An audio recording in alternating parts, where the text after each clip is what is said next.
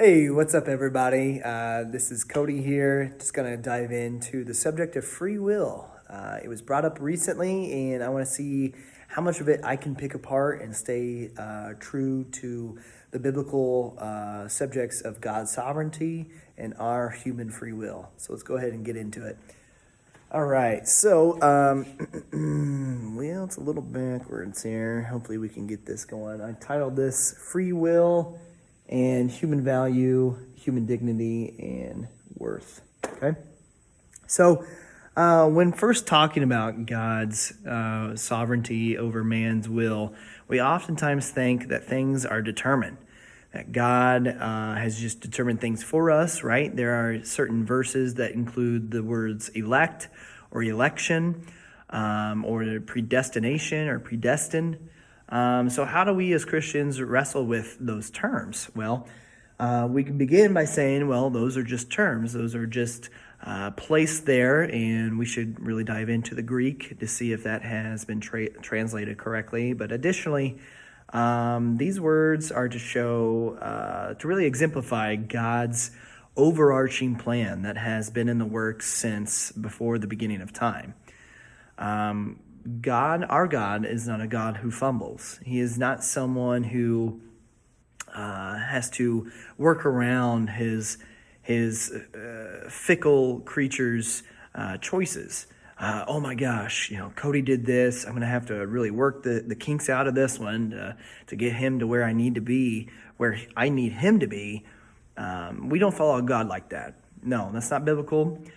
This God has had one solid plan since before the start of time, since before Adam and Eve were in the garden, and that means that he accounted for Adam and Eve's sin.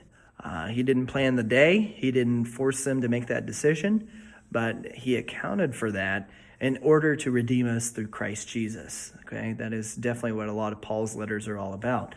That it's from before the beginning of time. You got Ephesians 1:4, 2 Timothy 1:9.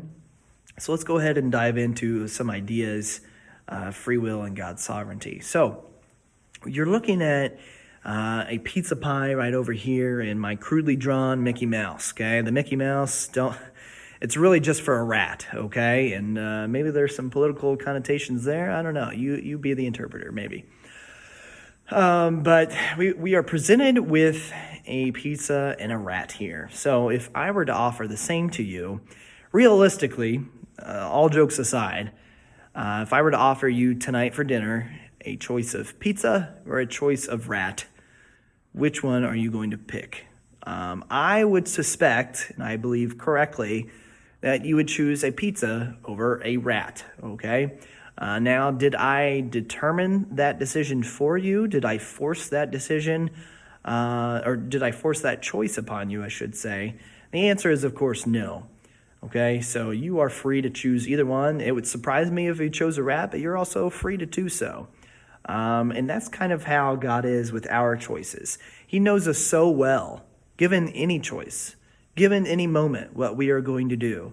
Any thought we have, whether we will act on it or not, he knows us so well, so intimately, so specifically. He knit us together in our mother's womb. He's known us since before the beginning of time. He knows us so well, better than ourselves. He knows which decision we are going to make.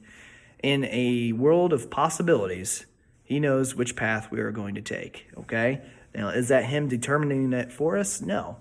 Okay, given the choice, I would choose a pizza. God knows that. God, of course, this is something very superficial, very easy to understand, but this is meant for our understanding, not so much reflective of who he is.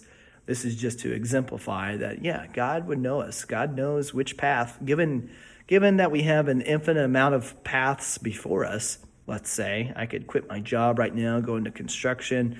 I could try to be a musician. God knows how that one would work out, and I'm sure some of you guys would know that too.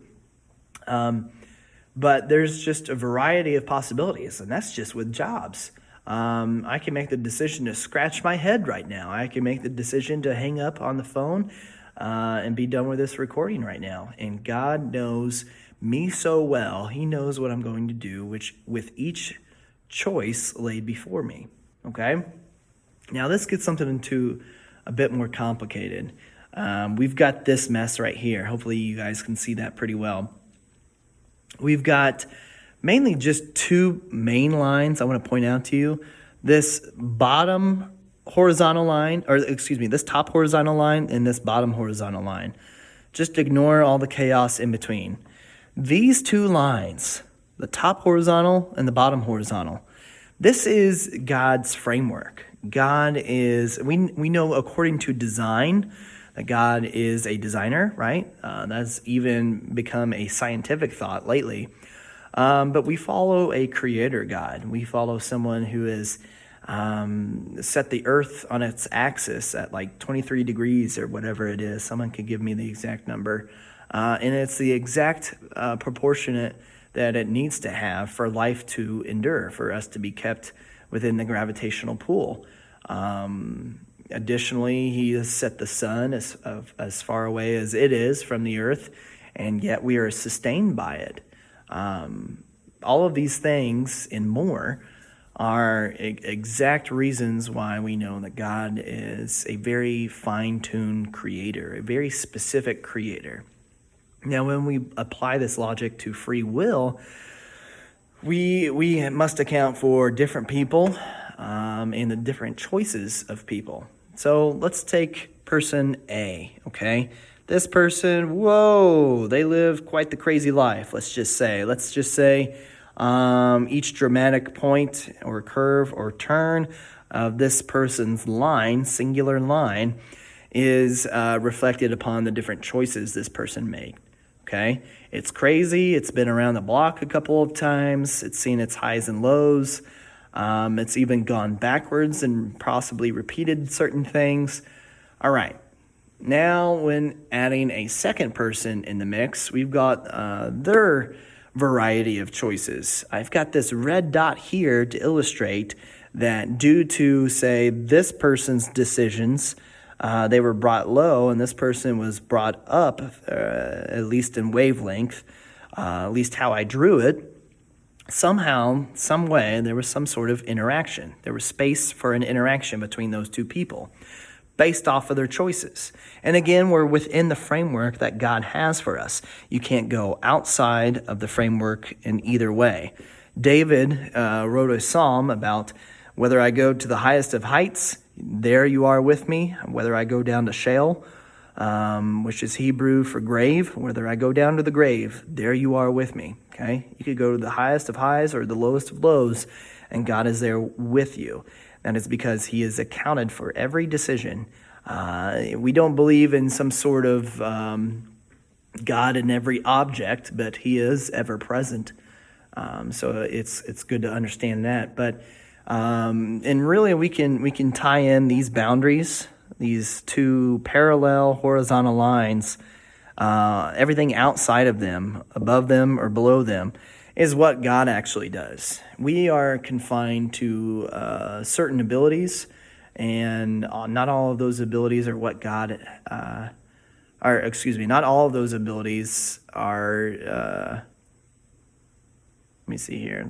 Not all of those abilities are meant to reflect God and his abilities, okay? So let me back that up real quick because I stumbled for a second. So God is able to do infinitely more than we ask or imagine. He is physically, spiritually, and more capable of doing more things than we are, right? Even though we can create, he can create on a grand scale and in different ways. So we are confined to certain abilities. He is not, okay? He operates in this space between the two parallel lines. He operates above it, below it, okay? There's another illustration right there. So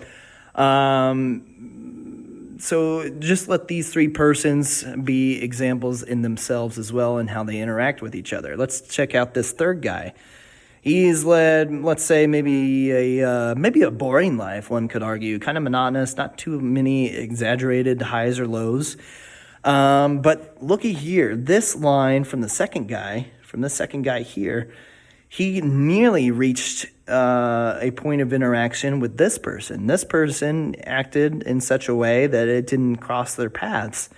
Okay, so The possibilities are really endless, but it is possible, and I know God accounts for it, that maybe there's a decision you could make and you could come across someone you've never came across before. I mean, it's brilliance, it's beautiful. It can also be very scary at the same time.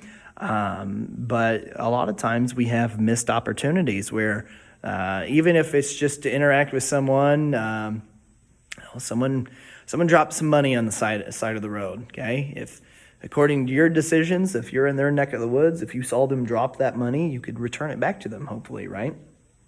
But the possibility is also there that someone else will come along and scoop it up, or no one would come along, and that money would be gone forever. So God accounts for it all. We could have the craziest of lives, like that first guy.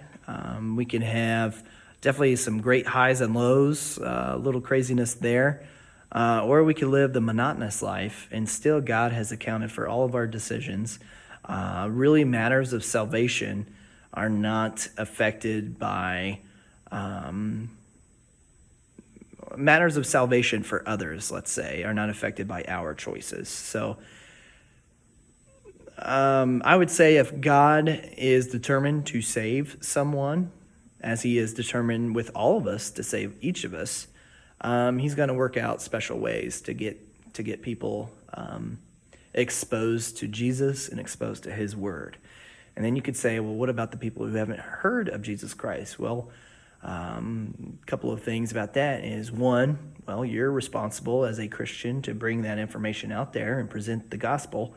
So what are you not doing so that people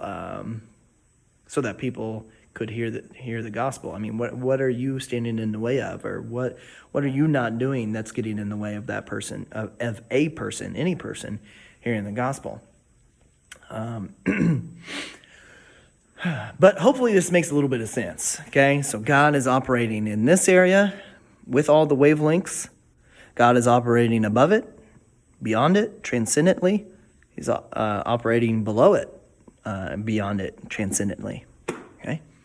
So we can make a whole bunch of decisions, but it ultimately doesn't reflect God's overarching story, his overarching mission.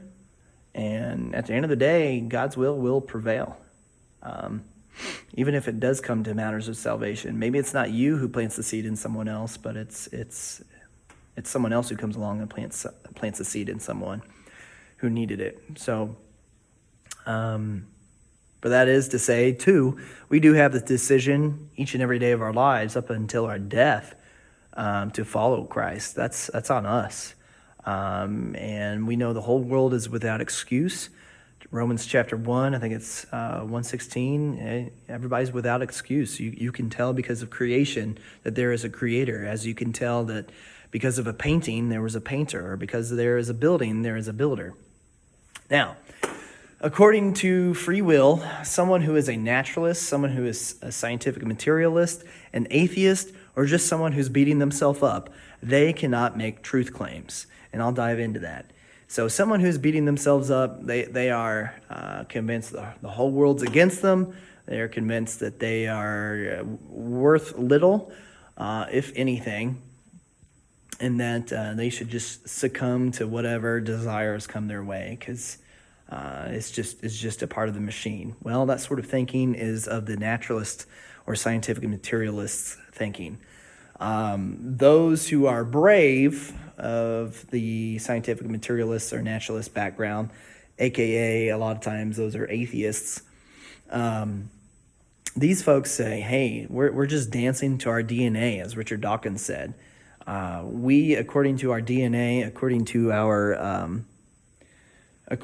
our chromosomes, according to our genetics, we are just living out life as biological meat bags, as machines. We're just programmed to do this, so that's the reason everything is, just because we're all programmed to be like this. However, there's many problems with that. So first off, if we began, I'm borrowing a lot of this material from Ravi Zacharias, International Ministries. I do need to give him credit, Dr. Ravi Zacharias. May he rest in peace. He was a big-time apologetics professor, itinerant speaker, Christian lecturer, Christian academic, who traveled the world, who spoke to the United Nations, who spoke to different countries around the world, different religions around the world. He spoke in the Kremlin of the Soviet Union to atheist generals of the Russian Soviets. He's spoken to Muslim imams in the middle of the Middle East, in the thick of the Middle East, I really should say. And he has been before many of our statesmen and politicians. So I'm borrowing a lot of this from him, trying to detail it and explain it in the best way I can. But someone who is a naturalist is someone who outrightly believes in evolution, believes, again, we're dancing to our own DNA. Well, there's many problems with that. For one, if you are a naturalist and you are fighting for people's rights at any one time, you are living a contradiction. You're living a contradiction because you believe in a worldview where we emerged from the primordial sludge and we are going to be buried and eaten by worms, okay? Why should there be any meaning in between the 2 points? What's it really matter? I mean, if we're here one day and gone the next and we're just machines or meat bags, what's it matter? Who cares? The oppressors, they're operating according to their DNA too, right? And the people being oppressed are operating according to their DNA too, right? Well, those are the questions you could throw at a naturalist, and hopefully they would recoil from that. Hopefully they would see, oh my gosh, yeah, there's something more there. Additionally, Dawkins has said that evolution is relentless, brutal, and cruel. And that's exactly what it is. It's dog eat dog. It's man versus man. In fact, there's a superiority of races in there. So to be fighting against, say, systemic racism or racism of any form and lay hold to an evolutionist worldview is quite the contradiction. What's it matter? Just let the upper hierarchy or the higher echelon of creatures rule. I mean, that's what it should all be about. Just checking to see if it was still recording. Okay, so if a person who believes there is no free will makes a truth claim, if they say there is no truth, they are, according to the ideas behind free will or the lack of free will, someone cannot make a truth claim. They cannot make any real claim of value or meaning. You can't claim that people are of any worth. You can't claim that individuals are of any worth, value, or dignity. It doesn't make any sense. It doesn't hold up. And this ties directly into free will, because if we're just machines, you wouldn't go around saying that you have a problem with rape or with people being killed in the streets or racism or any amount of systemic, quote-unquote, problems or problems with the, quote-unquote, system. Truth in itself is transcendent. Truth is a person. I know Dr. Ravi Zacharias always brings this up, but when Jesus was before Pilate and he's about to be handed over to be crucified, Pilate stares him dead in the face after questioning him, trying to find out what he has done. And Jesus says, I am truth. All who are on the side of truth, they listen to me. And Pilate just looks at him and says, what is truth? And doesn't even give him, I guess, a moment to answer. He just walks away, the text says.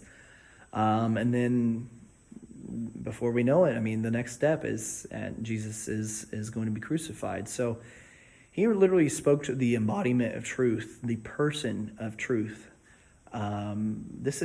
Jesus is someone who confirms our dignity, our value, our worth.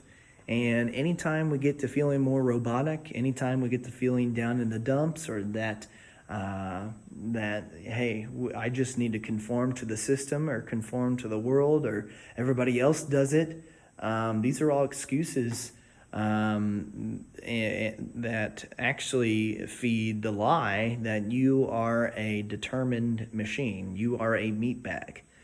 No, that's not true. I mean, You every day you wake up and you don't take your life, that is essentially a statement you are making. You have decided you are of some value. Now, I do want to be careful about that. There have been people that have committed suicide that had given themselves value, but at some point, apparently they lost sight of their value, their worth, their dignity, and that's very, very tragic. And there are times where people can be saved from suicide. People's choices can lead them to someone, to something that wakes them up, snaps them out of their naturalist dead thinking, right? Because we all know that we all stand condemned already. If we don't have the Spirit of God, we have the spirit of decay and death. And so being exposed to that spirit of decay and death over and over and over again with no reprieve, it's quite sad. It's quite detrimental to all of us. So just know that you're valuable. You have dignity. You have worth.